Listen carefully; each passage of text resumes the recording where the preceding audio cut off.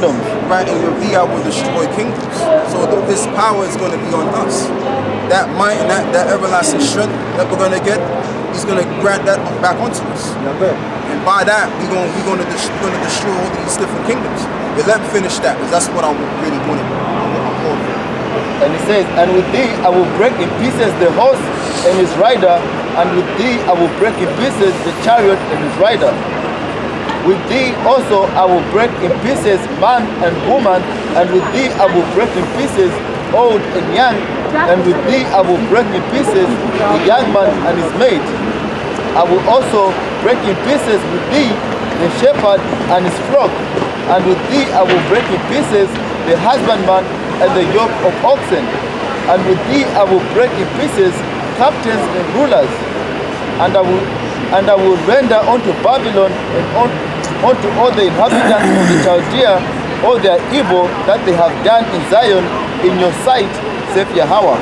Exactly. So what's going to happen is when we get that extreme power, that's when all of these nations they're going to be put in that complete fear. Like you know when you fear someone, right? You don't even look them in their face. You don't look them in their eye because you're afraid that you might get confrontational with them. And that's what these nations are going to be. They're going to be just like that. You know what I mean? Like for example, like if the Most High was to come here right now, or His presence, we wouldn't look at the Lord. We'd be like looking on sideways. That's how these nations are going to look at us. They're going to be looking at us sideways.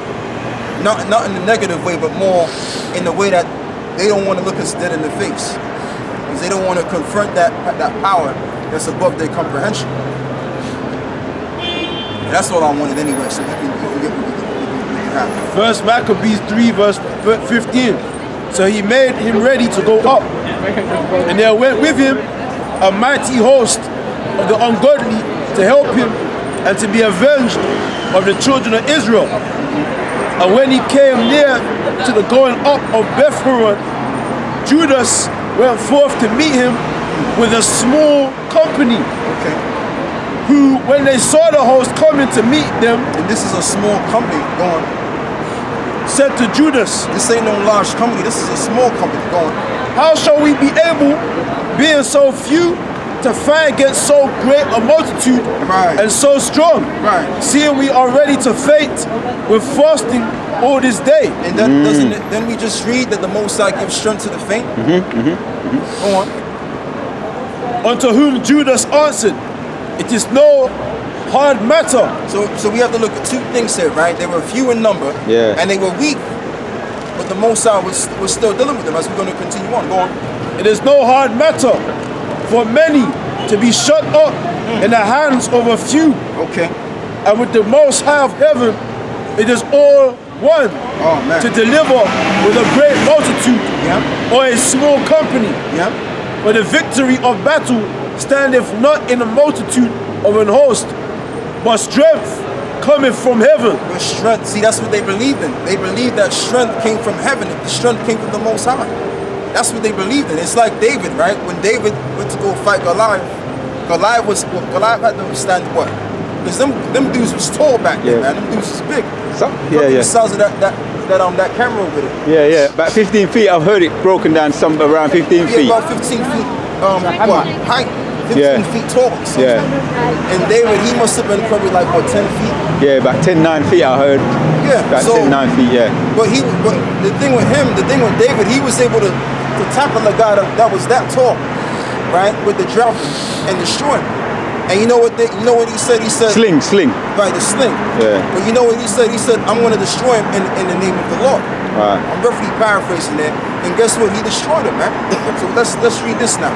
So it said, for the victory of battle standeth not in a multitude of an host. Right.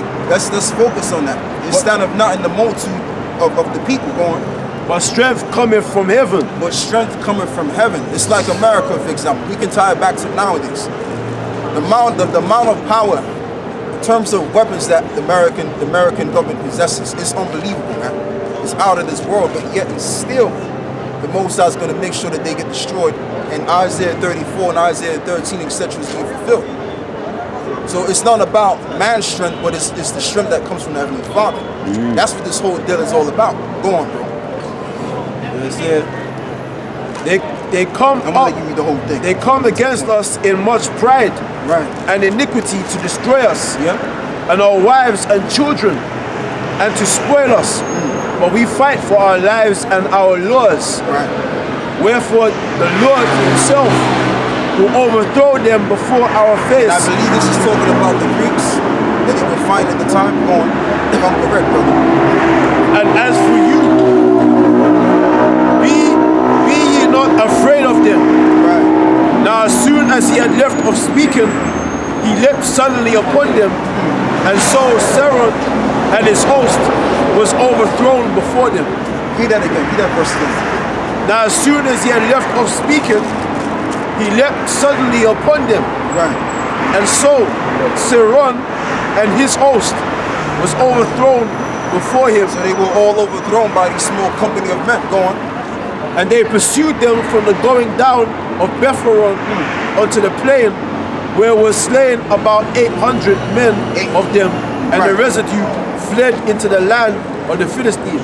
And then began the fear of Judas and his brethren, and an exceeding great dread to fall upon the nations round about them, insomuch as his fame came unto the king, and all nations talked of the battles of Judas. And I'm glad, and I'm kind of glad that the brother read over me a little bit, because that was a key point. That the nations, this even got out around the other nations, because they've experienced that the small company of men of Israelites, Judas, and the Maccabean people, which the word Maccabee means goes back to the word Ham, I believe. You know, brother could correct me on that, but yeah, you had a small group, you have a small company of men that took down and pretty much destroyed 800 men. And more than that, they killed 800. Okay. All right. Yeah, so like I said, you had a small company of men that were able to take down thousands of men. All right. So it just goes to show you that the Most High can take one man, the Lord can take one man and destroy probably like 1,000 men. He just read that in Judges the 5th chapter. Anything's possible. So this is the reality that we live in. We live in a reality where all is possible. We don't think like these people where certain things are limited. We don't think like that, man. This is a part of our history. This is our document. All right. This document explains on how we, the Israelites, were pretty much infinite. But the reason why we're in a limited situation is because of sin entered into the world. That's why we're limited. But reality speaking, we're unlimited. And that's why to be an Israelite is to be the greatest thing above all. Because when you look at Jake, we're not supposed to be limited. Even on our lower state, we're good at what we do. We're good when it comes to music. We're good when it comes to sports. Anything you put Jake in, he's going to dominate. Racing, you talk about racing, which is an all-white Edomite sport. You put one Jake in there, he's going to beat everybody in that sport. So we're all around, man. Jake is the end-all be-all, man. Oh yeah, Lewis Hamilton. Right, Lewis Hamilton. And then you had this other guy his name is Martinborough or something like that. He's involved in the GT racing sport. Another Jake. Hey, Lewis Hamilton's the greatest F1 of all time now, isn't he? Yeah, and I even believe also he's gotta be, and I even believe also Michael Schumacher, he's probably an Israelite himself, man. Because that guy had skills, man. That dude I mean, them cars are quick. We talking about them cars have at least what? Almost 1,000 horsepower, man. Them cars can top 250 miles an hour on a regular track.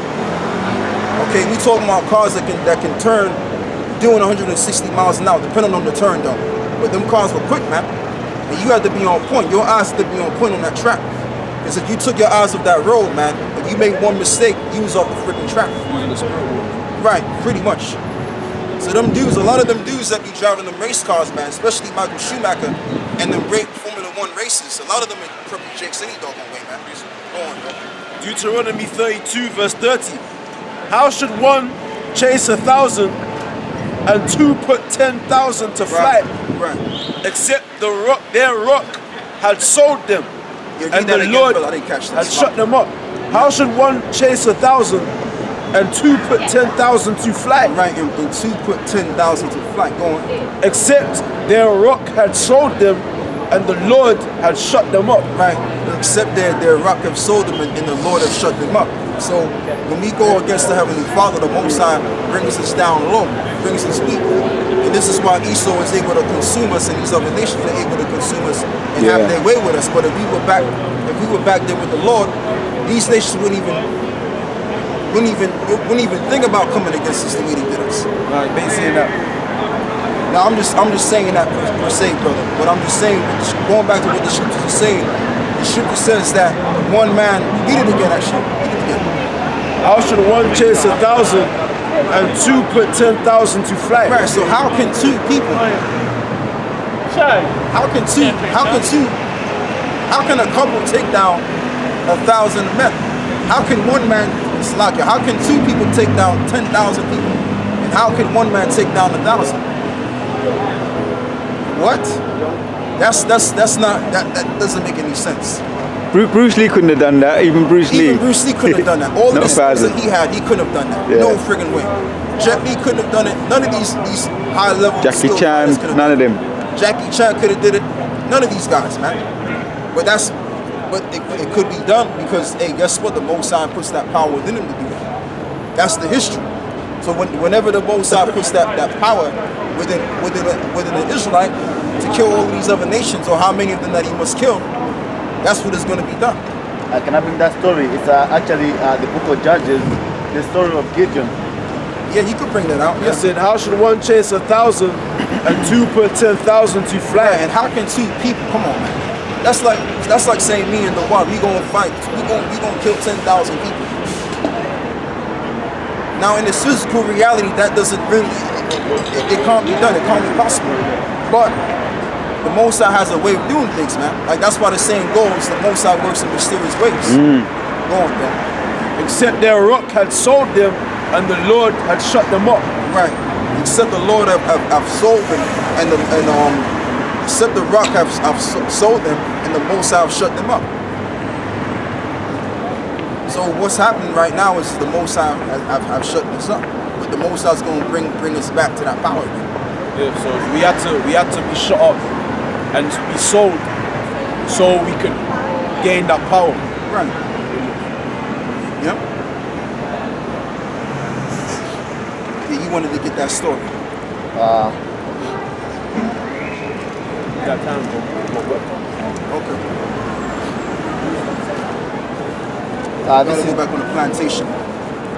This is Judges 7:1, and it says, Then Jerubbaal, who is Gideon, and all the people that were with him, rose up early and pitched beside the well of Harod, so that the host of the Midianites were on the north side of them by the hill of Moreh in the valley.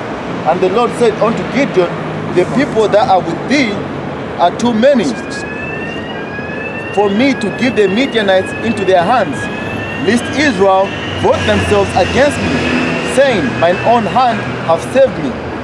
Now therefore go to proclaim in the ears of the people, saying, Whoever is fearful and afraid, let him return and depart early from Mount Gilead.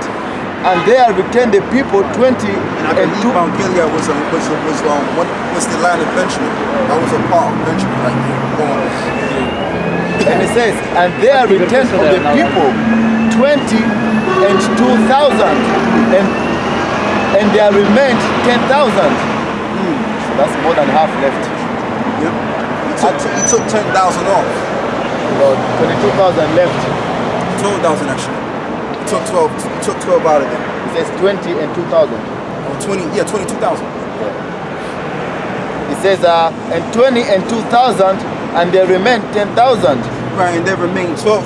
And there remained 10,000. So what the Lord did is he took what is it, 12,000 men from the 22. He dwindled the amount of men that was in the midst. Go on. And the Lord said unto Gideon, The people are yet too many. Bring them down unto the water, and I will try them for thee there. Right. And it shall be that whom I say unto thee, this shall go with thee, the same shall go with thee. Right. And of whomsoever I say unto thee, thee shall not go with thee, the same shall not go. Right. So he brought down the people onto the water, and the Lord said unto Gideon, everyone that lappeth on the water with his tongue, as a dog lappeth, him shall thou set by himself. Likewise everyone that boweth down upon his knee to drink. And the number of them that lapped, putting their hand to their mouth, were 300 men. Whoa. So it went from 20, if I'm correct, it went from 22,000 and then it went down to 10,000. It went from 10,000 and then it went down to 300, right? So he took what? Approximately, he took about what? 12,000. He took about 9,700. Something like that, yeah. Something like that, yeah. It says, To be honest, the whole thing isn't true. The whole thing. Well, that's your opinions, bro. That's your opinion. Go on. it says, but all the rest of the people bowed down upon their knees to drink water. Right. And the Lord said unto Gideon, by the 300 men that lapped, will I save you, and Right. deliver the Midianites into thine hand, Yeah. and let all the other people go every man unto his place. So the reason why the Lord did that is to show his power in small numbers of men. That's why he did that, 300 men. That's why, as we just read, it says, how can two people bring down 10,000? It's impossible, man. If you take a frog to rise up against a rhinoceros, who's going to lose that battle, man? The frog's going to lose that battle. Right? But the Most High has his way. It's very mysterious, very far out there in terms of you pretty much comprehending. Because the Most High can take, and I'm even going to go as far as saying this too. That's why you have certain ants out there. Like for example, you have the bullet ant. Now, the bullet ant, pretty much, in comparisons to our size, you can just stump on that bad boy. Yeah. Well, let that bullet ant bite your ass. See what happens. You're going to be shaking. You're going to be all over the place, man. Paralyzed. You're going to be paralyzed. Yeah. One bullet ant can fuck you up, man. Yeah. You know what I'm saying? So that's how the Most High gets down. The Most High can take one man, one manga smaller than man, and destroy someone that's bigger than him. Yeah. So that's how the Most High does. Just read the story of David. So that's what we're gonna bring out, brothers. So with that, we're gonna close out. I'd like to give all praises and glory to Yahweh, Ba'ashem, Yahushai, Hashem, and we out of here, man. Shalom.